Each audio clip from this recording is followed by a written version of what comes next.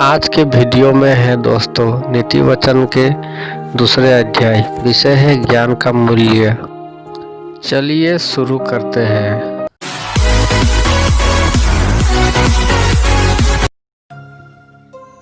हे मेरे पुत्र, यदि तू मेरे वचन ग्रहण करे और मेरी आज्ञाओं को अपने हृदय में रख छोड़े और बुद्धि की बात ध्यान से सुने और समझ की बात मन लगाकर सोचे, यदि तू प्रवीणता और समझ के लिए अति यत्न से पुकारे और उसको चांदी के समान ढूंढे और गुप्त धन के समान उसकी खोज में लगा रहे, तो तू यहोवा के भय को समझेगा और परमेश्वर का ज्ञान तुझे प्राप्त होगा। क्योंकि बुद्धि यहोवा ही देता है, ज्ञान और समझ की बातें उसी के मुंह से निकलती हैं।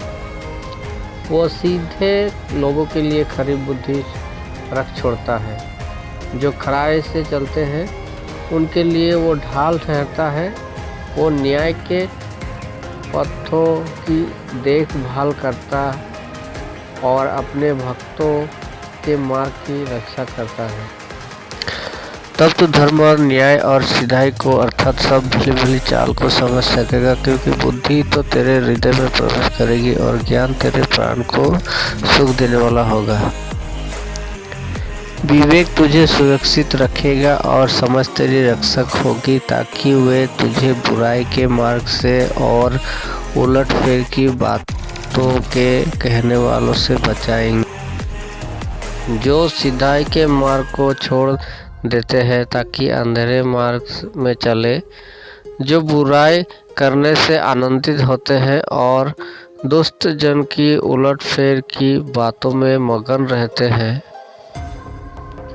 जिनके चाल चलन टेढ़े मेढ़े और जिनके मार्ग में कुटिलता है। बुद्धि और विवेक तुझे पराई स्त्री से बचाएंगे, जो चिकनी चुपड़ी बातें बोलती है और अपनी जवानी के साथी को छोड़ देती, और जो अपनी परमेश्वर की वाचा को भूल जाती है। उसका घर मृत्यु की ढलान पर है और उसकी डगरें मरे हुओं के बीच पहुंचाती है।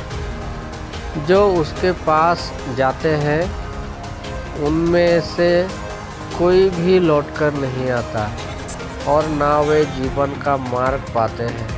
इसीलिए तू भले मनुष्य के मार्ग में चल और धर्मियों के पथ को पकड़े रख। क्योंकि धर्मी लोग देश में बसे रहेंगे और खरे लोग ही उसमें बने रहेंगे। दुष्ट लोग देश में से नाश होंगे और विश्वासघाती उसमें से उखाड़े जाएंगे। आमीन।